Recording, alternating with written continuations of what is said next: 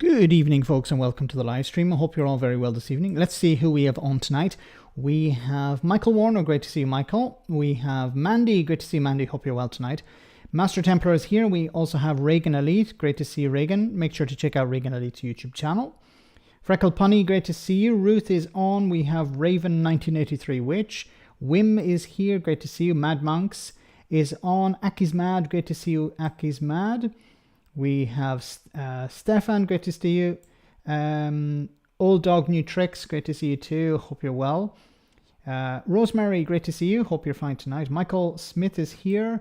We also have, let me see, Archibald, great to see you. Michael Smith, sorry, I said hello to Michael Smith already. Wolfpad, great to see you. Hope you're fine tonight. We have Mark, great to see you. Young Ralph, Sam, Killer, thank you for moderating tonight, Killer. Great to see you tonight. Hope you're well. 191 Leads is here. We also have Steve, great to see you, Steve 00 Alt.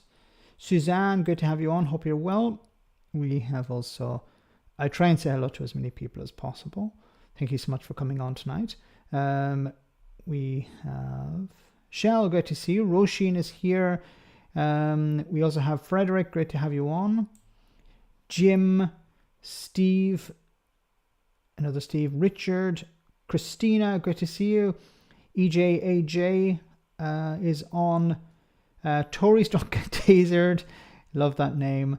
And so many more. Duke is here, and I see there's Michael and others as well. Hope you're all very well, and hope you had a nice weekend, and you're ready for another week of madness. Every week is a week of madness, of course. And we're getting closer, of course, to the local elections. So it's going to be interesting, the results of that. Especially keep an eye on the mayoral elections. We're going to get to one first. The London mayor. Sadiq Khan is, of course, leading the polls in London. But there are other mayoral elections too. Andy Street is going to be the West Midlands. His mayoral vote is going to be an interesting one to watch because it could be, it's closer to an MP seat than the local elections in general are. So if Andy Street loses his seat, he's quite popular, or he was quite popular at the last election. So if he loses his seat, it's going to be pretty bad for the Conservatives. Anyway, let's start off with this back and forth that took place on the head-to-head on the London mayoral election. Casper, great to see you on the stream, and welcome after 4 months of membership. Welcome. What am I saying welcome for? Welcome to the stream tonight, but great to have you on the stream, and it's great to have you as a member for 4 months.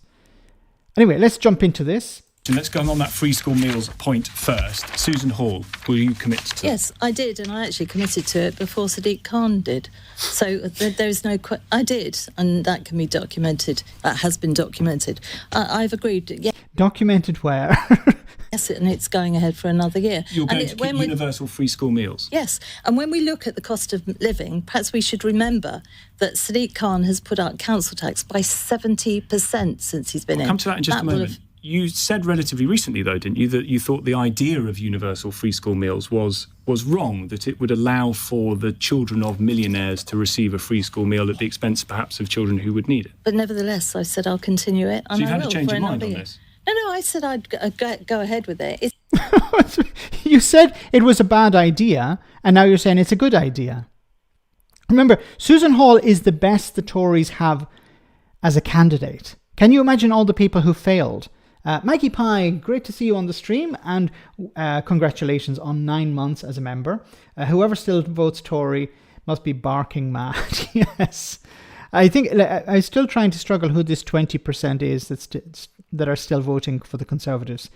Look, and when it comes to Susan Hall in London, she doesn't really have a hope.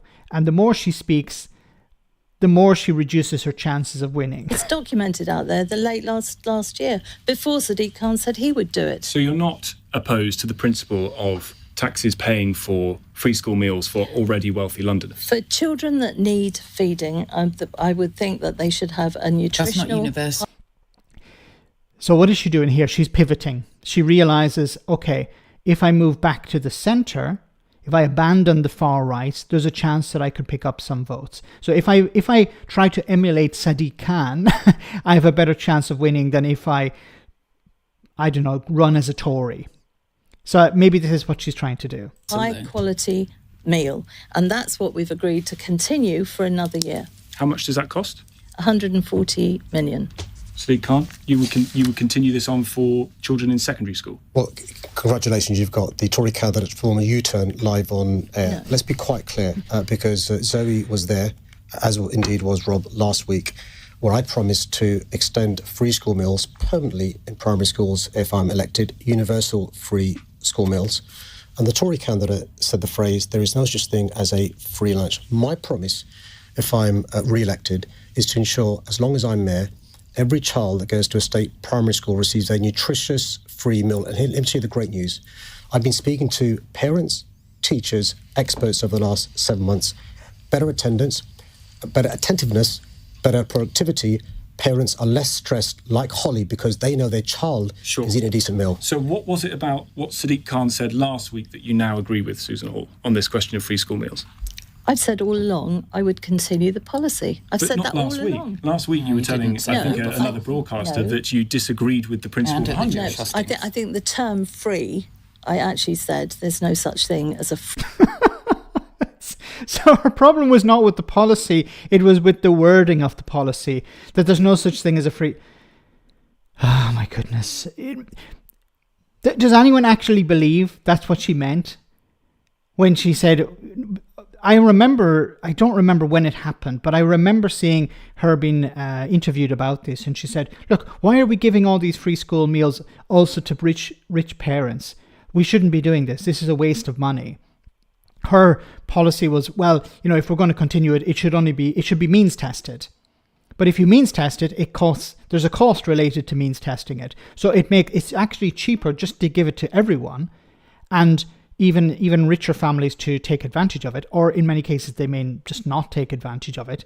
But it removes the stigma of poorer families having to rely on free school meals, because it like a universal basic income. Remember our old friend UBI, you know, in that way that you make it universal, it's actually cheaper than having it means tested. And of course, when it's means tested, there's a risk that some people will fall through the net, will fall through the gaps, and they won't receive it. But I think what she's doing here, she's trying to appeal to the centre. She's moving to the centre to try and pick up some support. But I think it's a little bit too little, too late. And remember, this is the one who lost her wallet. Was it lost her Oyster card, the card you used to travel on the tube, and then it was given back to her, and she had claimed that it had been stolen or something like that. Later, it was actually handed back to me. Somebody had actually found it, and she was trying to make a political story out of, well, look at so much crime that even I was robbed, when in reality she had just lost her card. It was really embarrassing. Anyway, going from one disaster, so that's where the guest was the disaster. How about where the host is a disaster? Richard Medley, we all remember him during the pandemic. Well, why he's still hired by Good Morning Britain, I don't know. So he was interviewing Yvette Cooper, and he brought up the non-story of Angela Rayner. Not a matter for the leader of the Labour Party. No, I think this is something. For him.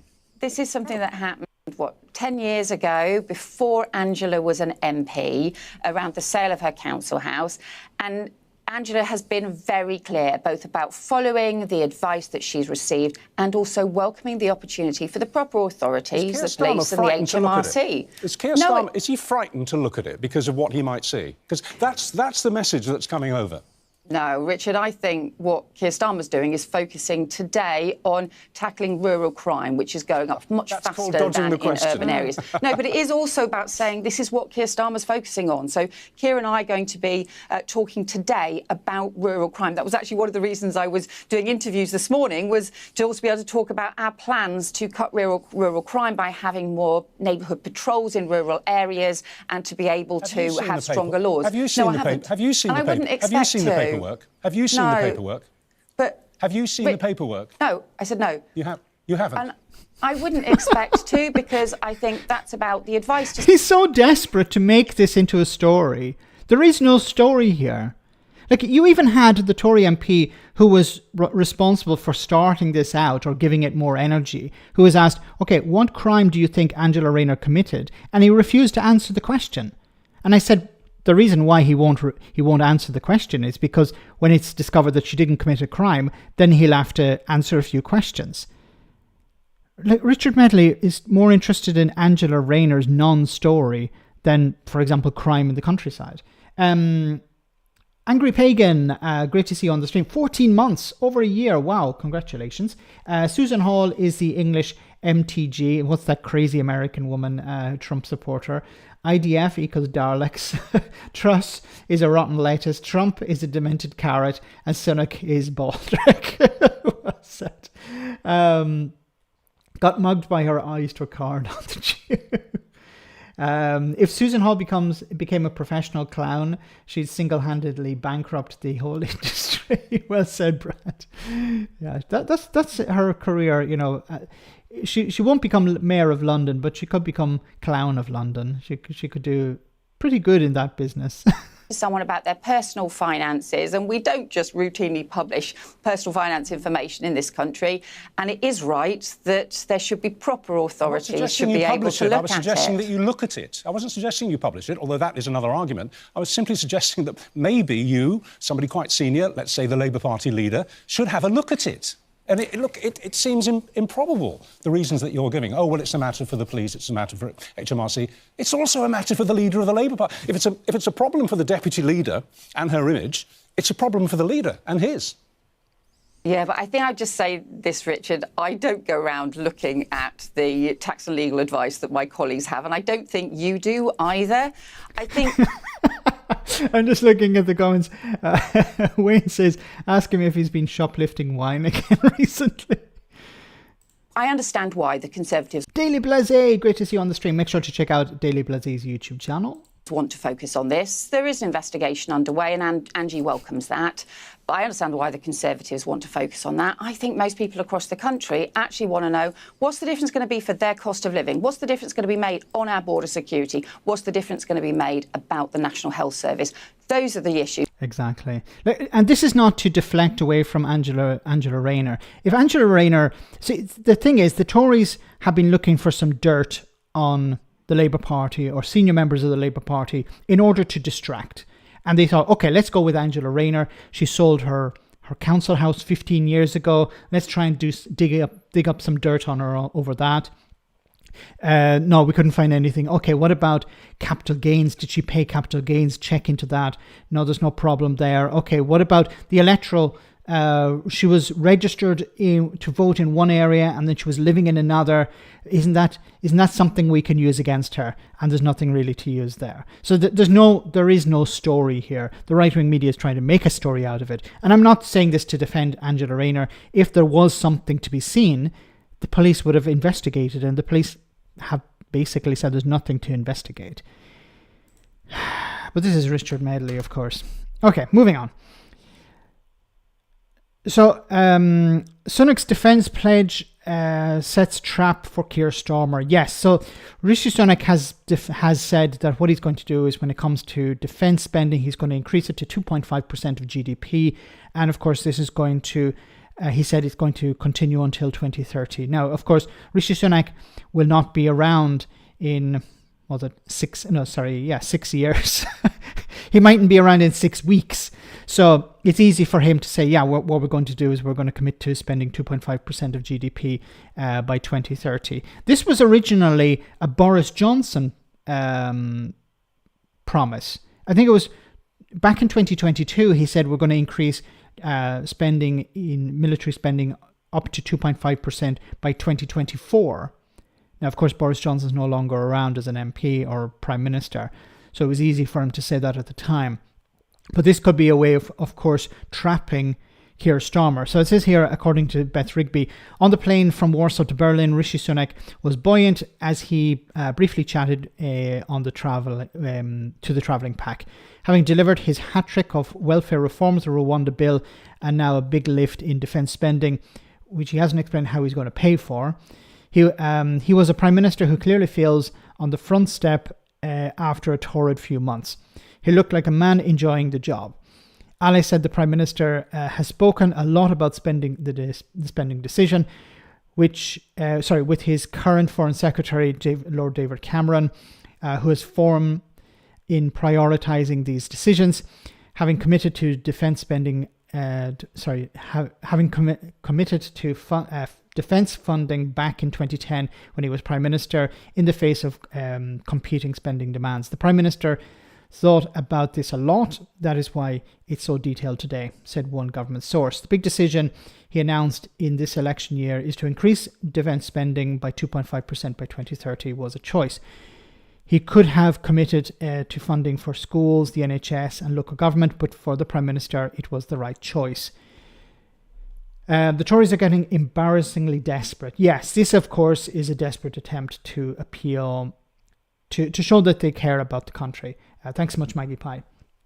This is just, it's just an attempt to show that they're doing something, spending will go up. So it's not really that much of a commitment, but it is a significant amount of money. It's about £75 billion. So it is it's about the size of the education budget. But is it a trap, as Beth Rigby is saying here? In a sense, it is, because if Starmer is the next prime minister, which is likely to be the case, Sunak can say, well, what we're going to do is we're going to guarantee this spending until 2030. Then Starmer will have to agree to it as well, or he will be blamed for cutting spending. So this is the way it will be spun. The prime minister. Oh no, is there buffering? Please tell me there's no buffering. How does he plan to fund it? No idea.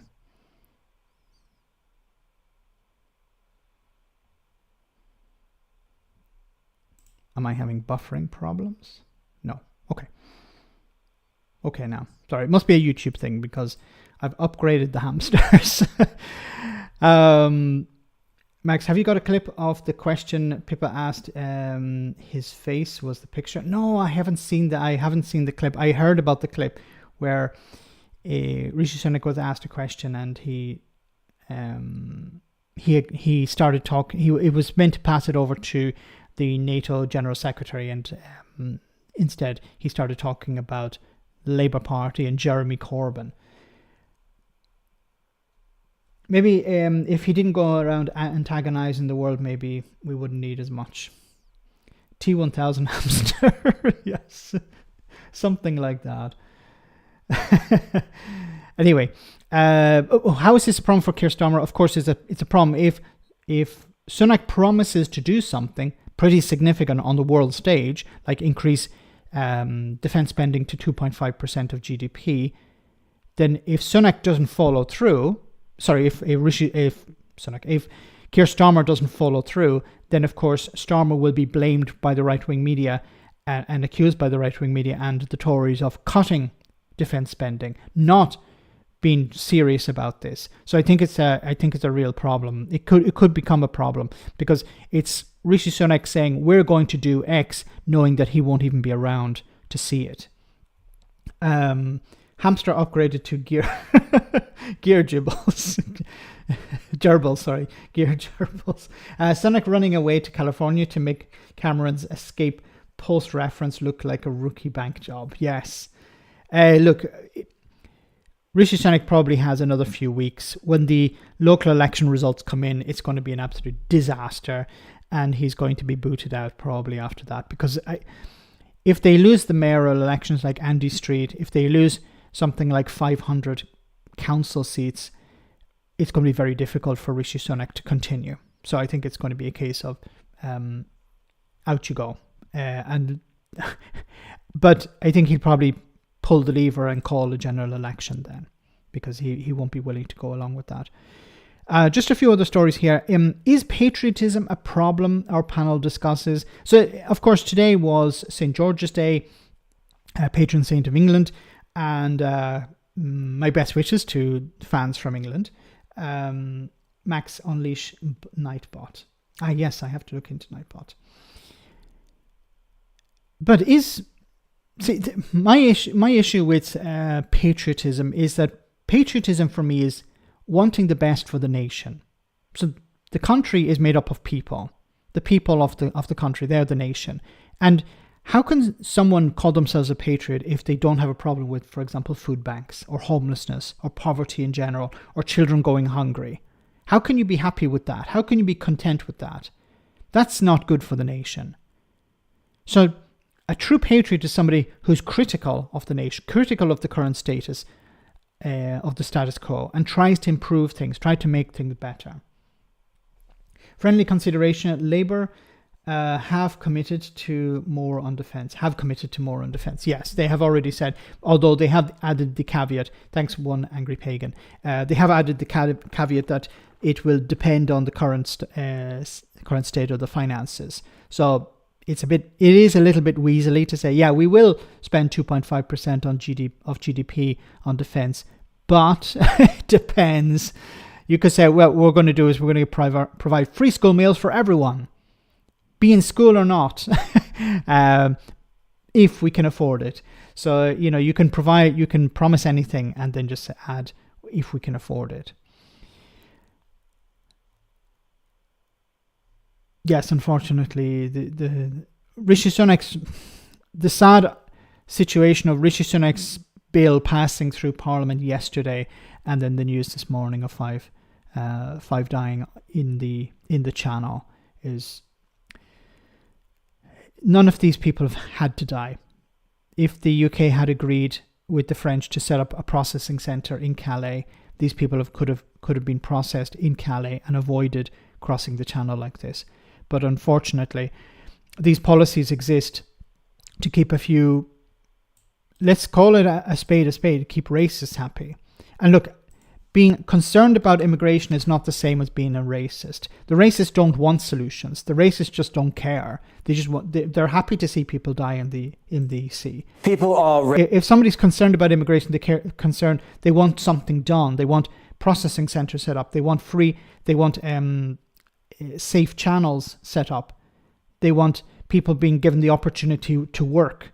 Those are people who are truly concerned about immigration, not the racists and bigots who are happy to see people die in the English Channel. Regularly removed from the UK. The Rwanda scheme is simply a novel and some would say controversial way of going about it, specifically targeted at asylum seekers entering the UK illegally. But the number of removals has fallen dramatically. It's not illegal. Even Sky News is falling into this trap. It's not illegal to arrive in the UK to claim asylum. The only way somebody could be, quote unquote, illegal in the country illegally is if they have overstayed their visa. And we don't even use that term illegal, we use undocumented. So when you hear the word illegal immigration or illegal migrants, they're not illegal. It's not illegal to claim asylum in a country. And if you cross the Channel, quote unquote, illegally, that's not grounds to refuse somebody asylum. Since 2010, it's since picked up a little bit here. Now, most of the removals here are voluntary, but enforced removals here in red, well, they've also been falling too over the years. It's gone up again, that recent uptick, but overall there's been a 54% decrease in enforced removals between 2010 and 2023, down from 14,000 nearly over there to only 6,400 today. And when it comes to the return of So why? Why are removals down? Probably because the Home Office don't have the staff. Why don't the Home Office have the staff? Well, because of Tory cuts through austerity. Every department has lost staff. Every department is losing resources. So if you lose resources, you're not going to be able to process claims and you're not going to be able to deport people. So, obviously people who have no right to be in the country should be deported. But you can't do that if you're not able to process the claims. And you can't process the claims if you don't have the staff. And if you don't put in the funding, then you don't have the staff. Asylum seekers specifically, again, well, there has been this recent uptick, but overall the numbers are down. These are low numbers historically.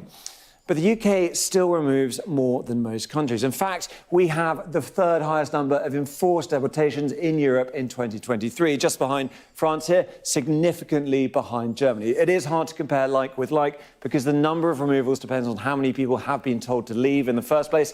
And some countries, including the UK, don't publish that data. So there's a bit of dispute there, or at least a bit of a grey area. But we do have some clear-cut figures for the Rwanda scheme and the dent it would... Paul, have they found the lost children yet? No, I haven't heard any news on that in a long time.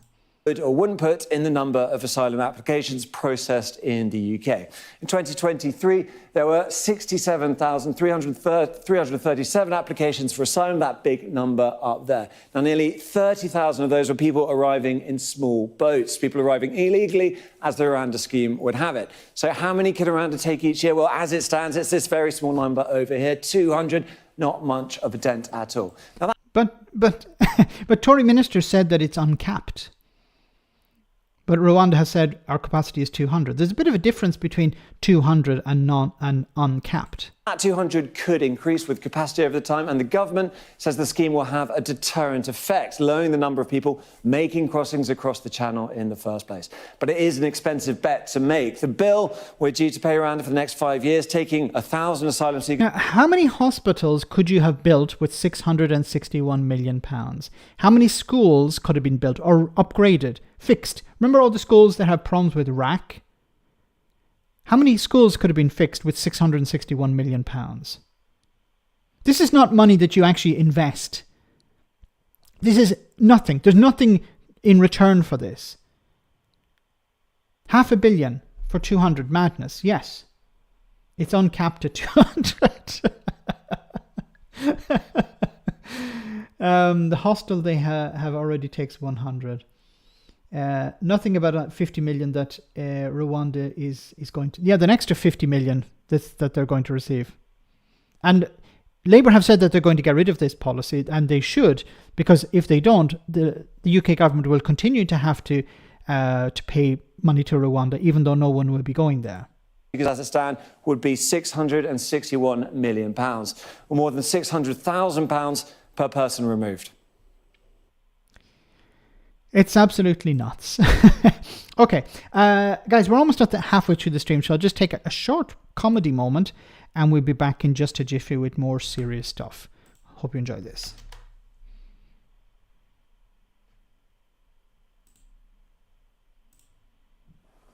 Emotionless greeting. Back from the dead. Or at least from an abortive attempt at a media career on Talk TV.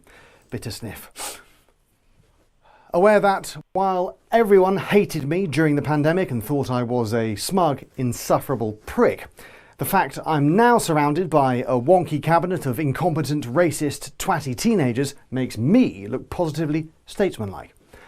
Adopting wide Rishi robot arms and Rishi Richter's grin, flapping while announcing tired new policy of the week, some unenforceable, expensive and cruel way to punch down on the poor, smelly, homeless or brown.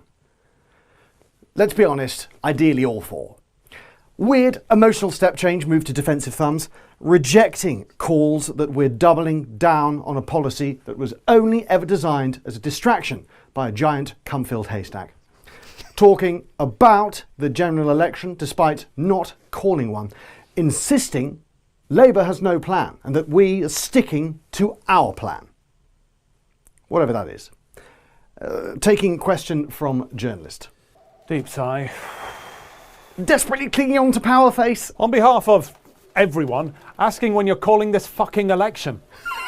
Laughing like a weirdo, claiming I've been clear about this when I really haven't been clear, not answering the question at all. Pointing out that the question hasn't been answered, finally learning to call you out on your doublespeak bullshit after a decade and a half of inexplicably allowing you to wank on in interviews without challenging it. Quite shocked, actually. Couldn't give a toss. Moving on, big, sharp intake of breath. Asking you valid questions about a racist prick businessman who's donated loads of money to your party, or the MP who hires Brazilian rent boys, asks them if they can score drugs and embezzle campaign funds, or the Tory party grandee who's evaded hundreds of millions of pounds in tax, or massive conflicts of interest involving awarding government contracts to best mates or family members. Interrupting. Taking petulant offence to valid questioning despite being an elected official and apparently a public servant who's answerable to you. Stalling for time. Oh look, Northern Working Class Lady Labour MP has done a slightly wrong thing. Whoa! Totally ignoring all the corruption I just listed and then going on about that story until my head explodes, seemingly incapable of talking or writing about anything else for weeks. Good boy. Warm thanks. Right, what about her tiny amount of tax? It should be on the front pages for weeks. Turning back to camera, job done. Delighted to see we're delivering on Rishi's promise of integrity, professionalism and accountability at every level. Sly winky nod. Sincere. Thank you. Wonderful, wonderful, wonderful. Moving on. The legal challenges when it comes to the Rwanda bill. So, UN urges UK to reconsider Rwanda plan as ministers admit legal challenges are inevitable. Michael Tomlinson, the illegal immigration minister, said the government wanted to ensure flights get off the ground as soon as possible, but there would undoubtedly be challenges to the legislation which passed around midnight last night after months of parliamentary ping pong. There will be challenges, but we are ready to meet them. We will overcome them, he told Kay Burley on The Breakfast show. His words come as 5 migrants died during an attempt to cross the channel on Tuesday morning. Mr. Sunak believes the Rwanda bill, which seeks to deport asylum seekers arriving in the UK via small boats to the African nation, will act as a deterrent for those who are considering making the dangerous channel crossing. Okay, what is the deterrent? We're going to send you to Rwanda. But in the same breath, Tory ministers will say Rwanda is a wonderful place. It's a great place. It's peaceful. It's safe.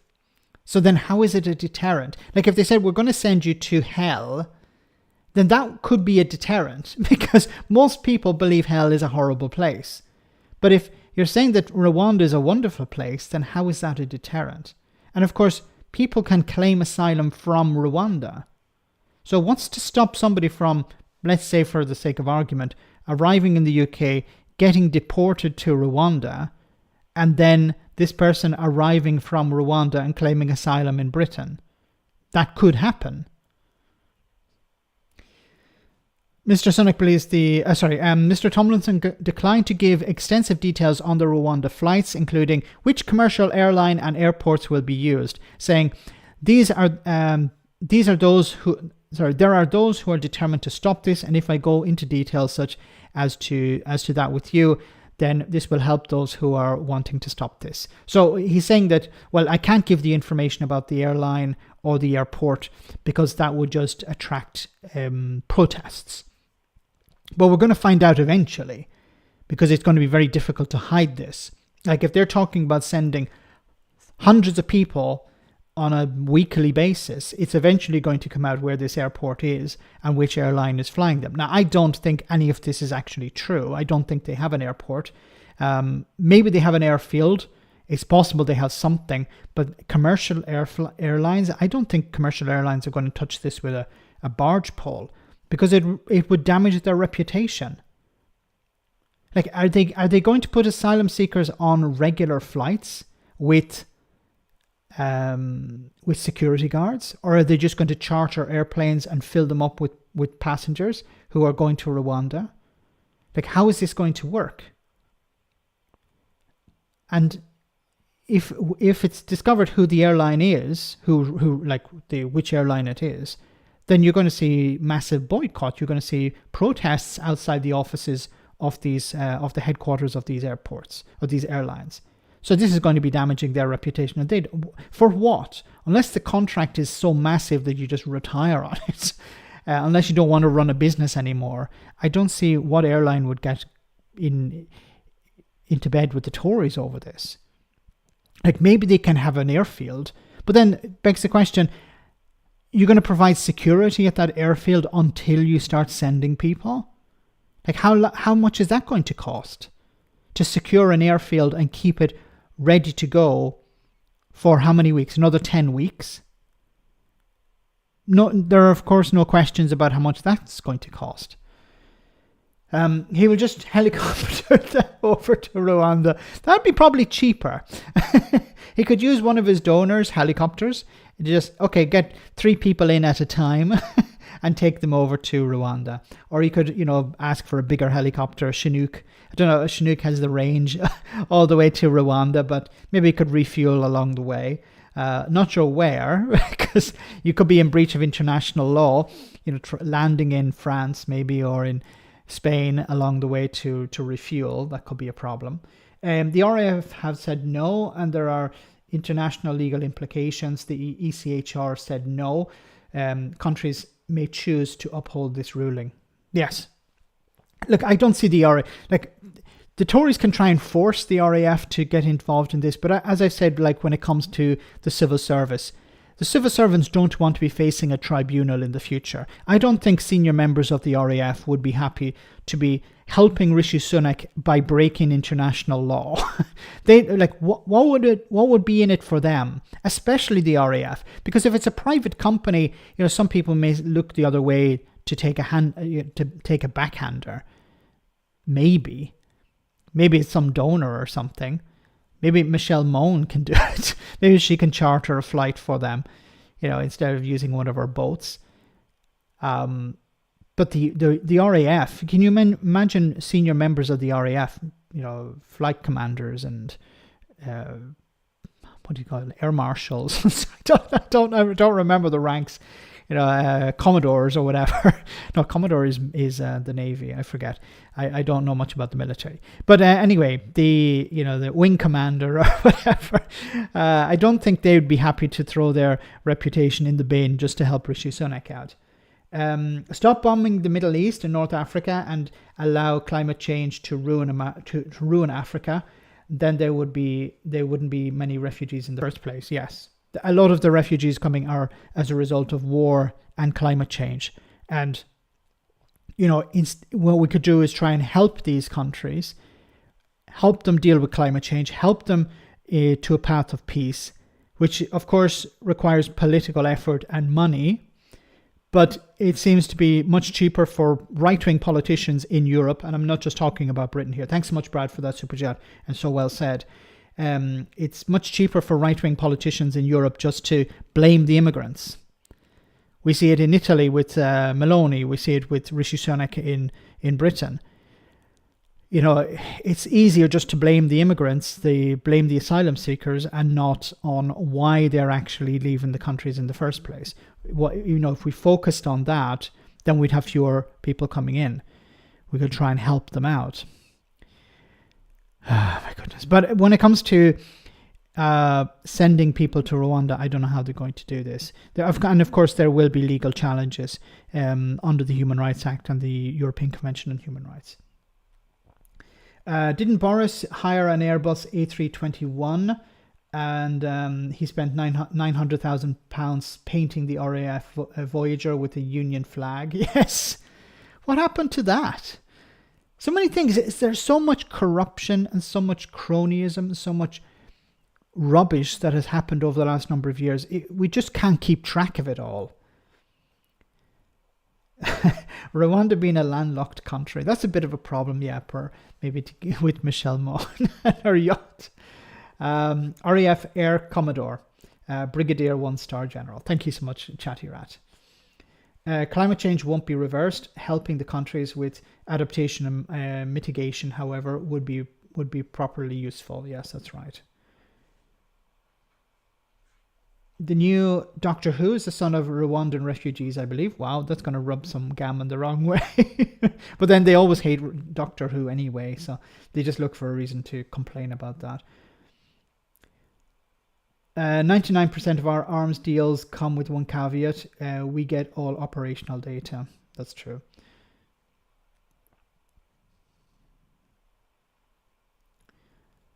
Hovercraft. Yes, you could use a hovercraft. Staying with this, and then I'm going to move on shortly on to some other stories. You are all welcome here in Derby, and it is important that your voices and your stories can be heard by the Home Office in London. The welcome offered by this charity in Derby, in contrast with the government's intention to remove people here to Rwanda. Asylum seekers who've been trying to plan for the future, now facing the reality that may not be in the UK. Among this group are people who've been warned by the Home Office they're actively being considered for Rwanda.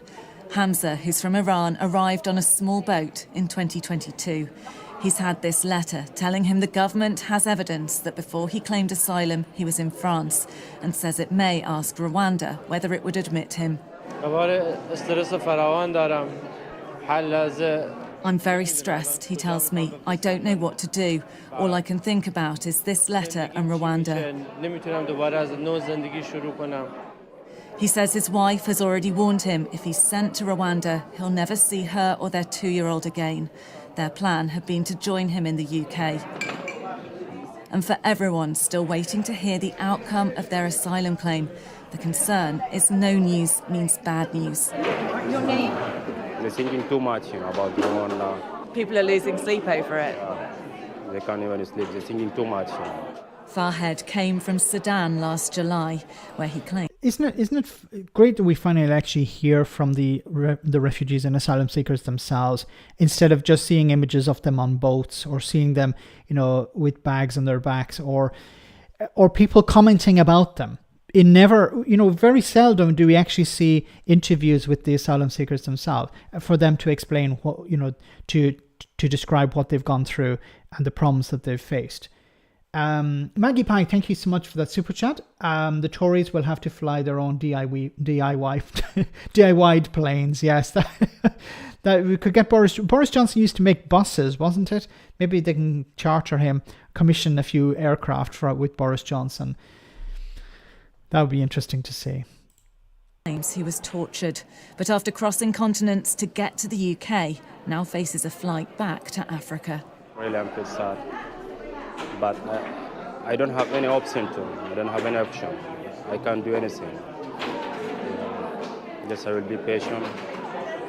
What is it about Rwanda that makes you feel that you don't want to go there? Africa is Africa, everywhere in Africa they have, problems. Rwanda is not, a safe place. Does it make you regret coming to the UK? Yeah, if before I came here, you say that, they sent to me in Rwanda, I never come here. Fatima says she doesn't regret leaving Afghanistan. She came over on a small boat with her sister last summer. I fled my country in order to be safe, Otherwise, I'm gonna killed by Taliban. Because while I was in Afghanistan, I worked with American, people, and I studied in American universities. How do you feel that you could now get sent to Rwanda? It's really unfair. While I heard about this news, I become really locked. I can't see nothing because it is not fair, especially for the one who came from Afghanistan. Outside. See, and look, the people want to stay in Britain. They want to rebuild their lives. They want to contribute. They don't want to live on welfare. They want to work, maybe start a business, rebuild their lives. And what is the problem here? Many of these people probably have skills they can use. They can use to help contribute to society. Why do we have to create this situation where they're the problem?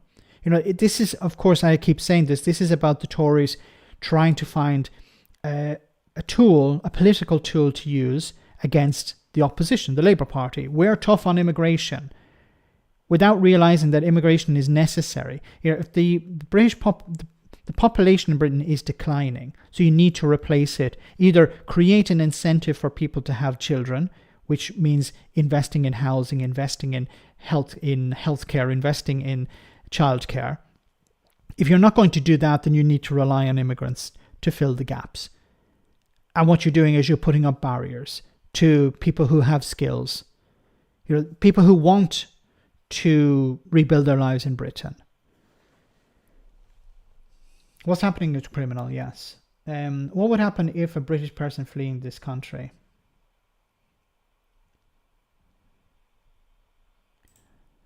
I also, when I when I hear about immigration, I think sometimes or asylum seeker, I think, what if something happened where I am and I had to flee to another country? Would I would I want that country to treat me with respect, or would I want them just to put up a barrier and say, no, get back, go away, we don't want anything to do with you? I think most people would like the country to welcome them in. Sky News has spoken to a spokesperson who has confirmed that they believe there are at least several lifeless bodies in the water. So they have confirmed to us that, in their opinion, there are fatalities today off the coast of Wimmera, linked to an attempted migrant crossing. And this, of course, hugely resonant, happening on the day when the Rwanda bill will go into legislation. I'm sure those who endorse that bill will say that this is exactly the sort of deterrent that is needed to stop these. But it's not a deterrent. It's not going to deter people. The bill is going to royal assent now. Is it going to deter people? The people crossing the channel don't know anything about the Rwanda bill. This is a pile of shit, a pile of crap. They don't know about it. How can it be a deterrent? And then if they do find out about it, how many people are going to Rwanda? About 200 people per year. So that's not a deterrent. But once again, what do they mean by deterrent? Because they keep saying that Rwanda is a wonderful place. It's a safe place. So then how is that a deterrent? They're on the one hand trying to say it's a deterrent, but on the other hand saying that it's a safe place. Well, which is it? Even the Home Office said it's not a deterrent. It's not. If the numbers increase after the passing of this bill, then the bill is null and void because it's not a deterrent. Like, Rishi Sunak can try and do whatever he wants, but it's not going to be a deterrent. It's not going to work. And it will eventually disappear. And unfortunately, so many people have lost their lives while the Tories mess about. Anyway, guys, I want to move on to another story here. So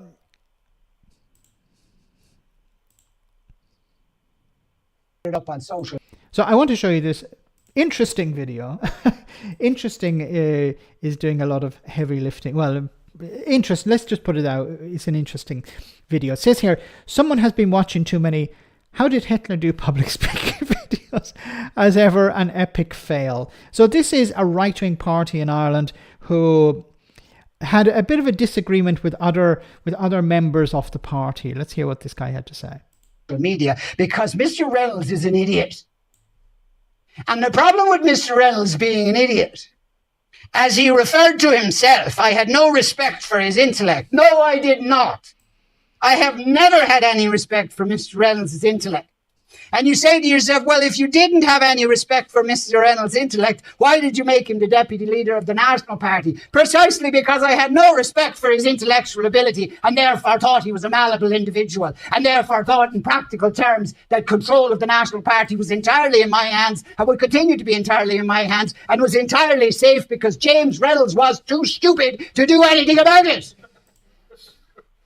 I also thought he was too loyal. I mean, we all have friends that aren't very bright and we like them nonetheless. And I will admit a certain affection for Mr. Reynolds over the years that is no longer present. But as for respect for his intellect, the primary purpose of putting Mr. Reynolds in as the deputy leader of the party and as the second member of the National Directorate was that he was an idiot. And that he was a malleable idiot. And that in practical terms, I had no intention of creating a national party that was a democratic party. Nor have I the intention of ever creating a movement that is democratic or democratic. Democratic. Oh my goodness. So this is the National Party in Ireland. They're a bit like UKIP. Not even as mainstream as Reform. They're more like UKIP, and I think one of the existing members is connected in some way to Nigel Farage. I believe, I may not be completely correct in that, but it seems to be the case anyway. So, how does he do his public speaking videos? Wonderful. So there are crazy people all over the place. Okay, so let's move on. So as I said before, Rishi Sunak and his government want to spend more on defence, and this could be a bit of a problem. Is this a spoof? Unfortunately, it's not a spoof. So Rishi Sunak wants to spend more on defence, but this could be a problem for a future Labour government. Hello, welcome back. Well, as we were hearing earlier, the Prime Minister's used a visit to Poland to make a significant pledge to raise defence spending to 2.5% of GDP by 2030. Now, it comes amidst growing concerns that Western nations are not putting their money where their mouths are when it comes to security. So we thought we'd just take a moment and look in a bit more detail at how much the UK, US and Germany are spending on defence and also on helping Ukraine. So we're spanning back to 1985, and the defence spending for these countries as a percentage of GDP back then was near to double what it is today. The level of defence spending gradually dropping over the last 37 years. There was a bit of an uptick around here, so 2009, 2010, that's around the time of the wars in Iraq and Afghanistan. Now, turning to aid sent to Ukraine from January 2022, the beginning of the Russian invasion until January this year, you can see the US there have given just over £49 billion in support, significantly more than the UK and Germany, who have spent £13 and £18 billion respectively to help President Zelensky's campaign.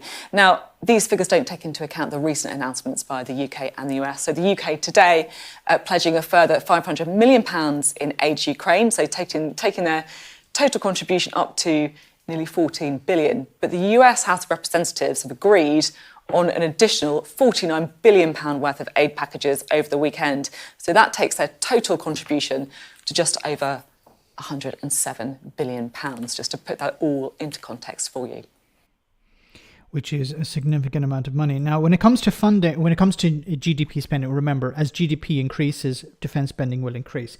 And it seems that there's talk of us being in a pre-war period. War with who? With Russia, with China, with North Korea? Who are we to be at war with? Because in all of those scenarios, it's not very nice. EU countries are ramping up defence spending. UK needs to improve ours desperately. I think Britain has something like 40,000 active troops. That needs to be increased, of course. We generally we generally look down on defense spending because we see it as a waste. But if there's a war on the horizon and governments have an obligation to defend their citizens, then we're going to have to spend more money on defense. If they stay, I think immigration should stop until we have public services back, illegal and legal. No one talks about the millions of immigrants on benefits, but immigrants can't get benefits. Asylum seekers, for example, can't access benefits. As well as taking space in hospital, what's the solution? But so when it came to Brexit, many people said, well, we need to leave the European Union because the hospitals are full. And if we leave the European Union, then the hospitals, the waiting list will come down. But the waiting list has gone up since Brexit. So leaving the European Union, which was supposed to deal with immigration, didn't bring down the waiting list. So how is blaming immigrants?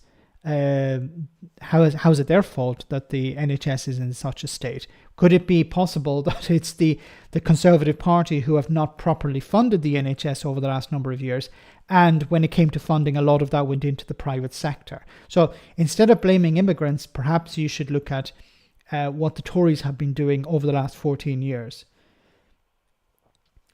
Immigrants also pay a premium for NHS on top of taxes, yes. So a lot of foreigners, if you want to have access to the NHS, you have to pay an extra premium. Something has to give at number 3. We've passed satire years ago. Why do we need to improve our military? Because as a member of NATO, you need to be contributing. So the alternative is to leave NATO, but I don't see the UK leaving NATO. I don't see Germany leaving NATO. I don't see Italy leaving NATO. So if you want to be part of NATO, you need to contribute. And in a sense, it's not fair if you're a member of NATO. Now, if you're not a member of NATO, that's not really the point. But if you are a member of NATO, it's not very fair for other countries to carry the load. And this is what Grant Shapps was sort of saying, like, well, we don't need to spend much on NATO, on defense, because, well, we're part of NATO. Yes, but that's not really the point, Grant Shapps. The point is that if you're a member of NATO, you're supposed to contribute. You're not to be a freeloader. And while Donald Trump was calling other countries freeloaders, the US, of course, likes to dominate NATO. It's not so much that the US is contributing to NATO because it believes, well, maybe in some way it believes in NATO. I'm not going to criticize the US completely here, but of course the US likes to be the world's policeman, so they're happy to spend huge amounts on defense. Americans will say, and this is not a criticism of all Americans, but many Americans will say, well, the reason we don't have free healthcare is because we're protecting your borders. That's not really a reason not to have free healthcare, because the US could afford universal healthcare if it wanted. But part of that argument is true, that the US is spending huge amounts on defense, much more than other members of NATO, and it's carrying much of the load. Another reason to pray Trump gets the boot. Yeah, Trump isn't having a very good week recently, or a good time of it recently. I hope we get a general election at the end of July. I still think I've kept saying that I believe the general election will be as late as possible for Rishi Sunak. So there are a number of scenarios that could take place. First is if the election doesn't, so let's run through a few possible scenarios. So the local elections go really well for the Conservatives. This is highly unlikely. If they don't go as badly as people expect, that's probably the best case scenario for the Conservatives. They don't go really, really badly, and they hold on to maybe the mayoral seats, like Andy Street in the West Midlands. So if Andy Street holds on and they hold on to a significant number of local seats and the polling is off, then Rishi Sunak is in a strong position to hold on to power, and then he'll postpone any call for election until maybe the autumn, or maybe even next January. Then there's another possibility that the election is an absolute bloodbath and the Tories lose a huge number of council seats, including the mayors. Then I think there'll be call for Rishi Sunak to go, and Rishi Sunak will pull the lever, and he'll say, no, we'll have a general election straight away. Because he would, there'd be no advantage in him in trying to fight some sort of campaign to stay in power. So I think he would just say, yeah, we'll have a general election straight away. There's also the possibility that the election results are pretty bad, but the Tories don't have the appetite to replace Rishi Sunak. So then I think in that case, Rishi Sunak would hold on until as long as possible. Because he's not there to fight for his constituents. He doesn't care about his constituents. His constituency is himself and his family. So I think that's what he's there for. He wants to enrich himself and his family. Maybe he likes the job of Prime Minister. It's a bit of fun, but generally I think it's about enriching himself and his peers. And that's what it's about. So he's going to stay in that position for as long as possible. So it would be the Conservative Party that would boot him out, or he pulls the lever and calls a general election. Those are the two possible scenarios for him being removed. Otherwise, if it goes reasonably well or not as bad as it's thought, then he could hold on until maybe the autumn, or it'd be unlikely, but it's still possible, January 2025. So we could be stuck with the Tories for another many, many months. I think the Rwanda flights are just the platform for which he launched the general election. If he waits too long, there's more time for his policy to go sour than it already is. Yeah, but I still think the flights, the stop the boats and all of this is just a distraction. It's just an attempt to convince a few people that he's doing something. And he doesn't actually believe he's actually going to send anyone to Rwanda. Have a coffee on me. Thank you so much, David McGuinness. Yay, great to see you on the channel tonight. Make sure to check out Indie Truck Davies, the Two Davies YouTube channel for all things Scotland and more. I don't see the local elections going very well for the Tories. No, the polling is terrible, but polling has been wrong before. Look, I'm not a betting man, but I would, if I was betting, I would say that it's going to go pretty bad for the Conservatives. Now, there might be some sort of attempt to downplay, expectations within the Conservative Party, saying, yeah, we're going to get completely destroyed, when in reality, maybe it's not as bad. They're not expecting it to be as bad as ever. But I think the real ones, as I said at the beginning of the stream, is the ones to really watch is the mayoral elections. What is the results for Andy Street and the other guy? I forget what his name is. If they do really badly, that could be a harbinger for the Conservatives in the general election. Alistair, thank you so much for that super chat. Keep up the great work, Max. Kimeen listening has had to go to work. Bestest, and hi to all the people in chat. I think he's very, very kind of you, Alistair. Great to see you, and I hope you're well up there in Scotland.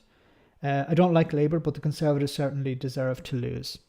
Yeah, they've been in power for 14 years, and what have they done to help people? They've done the opposite of helping. 300,000 people dead because of austerity. Like, just let that sink in for a moment. How many people have been, forced to do work on when they've been on universal credit? People who've been forced, who've been on benefits and been forced to do work when they're not, of course, capable. There was the famous, infamous story of a man who was skin and bones, and he eventually died after being given, given a notice that he had to go to work. People who've been on, coming out of treatment for, who are on treatment for cancer. It's just beyond inhumane, and it's not by mistake; it's by design. And when the Tories are confronted with these types of stories, they respond with indifference. I keep coming back to the example of Therese Coffey when she was told about a woman who starved to death. Her response was not, "Oh my God, that's terrible," or "that should never happen again," or "we need to look into avoiding this from these types of mistakes." No, she was like, "Well, there are some benefits that you can claim." Complete indifference, no humanity whatsoever. So these things are not done by mistake. These things are done by design. Almost at the end of the stream, guys, so I just want to cover one final story before we go, and it's on the environment. Sunak weakening of climate target retrograde, says former Tory minister. Claire O'Neill, a former climate minister, says Prime Minister's move was to try and create division and dividing lines. The UK government's decision to weaken some of the climate commitments was a retrograde step that would set back vital cross-party action to cut carbon emissions. Claire O'Neill, a former Conservative climate minister, has said. O'Neill, who was known as Claire Perry when she served as a minister under David Cameron and Theresa May, said rolling back the emissions reduction effort by Rishi Sunak appears to be a ploy for political advantage. And look, it's just another example of Rishi Sunak and his administration throwing everyone under a bus in order to convince a few people that they should vote for him. So the environment, if we look at the environment, what's happened with waterways, what has happened with the environment in general, it's all gone to shit, literally in many cases, in order for Tory donors and friends to make an extra few quid. So guys, we're almost at the end of the stream, so I want to say thank you so much to everyone who sent a super chat. Thank you to everyone who came on and smashed the like button. Thanks to the moderators for doing a wonderful job as always. Before we go, we have our one for the road, so I hope you enjoy this. I will be back on Friday, same bad time, same bad channel, but before we go, enjoy this from Matt Green. Do you know what? I'm not angry, I'm just disappointed. Not tetchy. Last week, Labour peers, who are not in a majority, contrived to use every trick in the book to delay the Safety of Rwanda bill. Tricks like outlining practical issues, pointing out legal problems, and ridiculing a clearly unworkable and unaffordable plan. But enough is enough. No more delays, right? Parliament will sit there tonight and vote no matter how late it gets. And it could go after midnight, which is well after my bedtime. So that shows you exactly how seriously I'm taking this. These flights are going to Rwanda. No ifs, no buts. But if they try and block them again, I will get really tetchy. Not tetchy. We are going to dispense with this undeliverable... we are going to deliver this indispensable deterrent. Because if being hypothetically sent somewhere that we've declared legally safe isn't a deterrent for someone fleeing for their life, then I don't know what is. Seriously, this is my only idea. And yes, I know it was originally thrown out as a distraction from the Sue Gray report, but it's now somehow turned into a combination of the Holy Grail and Chekhov's gun, and I must make it happen. To deal with any legal issues, we've identified 150 judges who can process claims. They were just going to be wasting their time on things like fraud and murder, so now we can easily move them over to this, the most important issue facing my career, my party, my country, the country. We've already booked planes and hundreds of highly trained escorts. We did initially book some highly trained escorts of a different type, but luckily we have plenty of MPs who are very experienced at that sort of thing. We are ready. Plans are in place. No foreign court will stop us. And yes, I know that makes me sound like a crap Bond villain, but I think I sound cool and menacing, like a toddler wearing a Darth Vader mask. This doesn't rely on one flight. It relies on a regular rhythm, a drumbeat of many flights over the summer and beyond until the boats stop, or Labour comes to power, whichever is sooner. It'll be the Labour one. So guys, have a great week. I'll see you on Friday, same bad time, same bad channel. Take care, good night, and see you soon.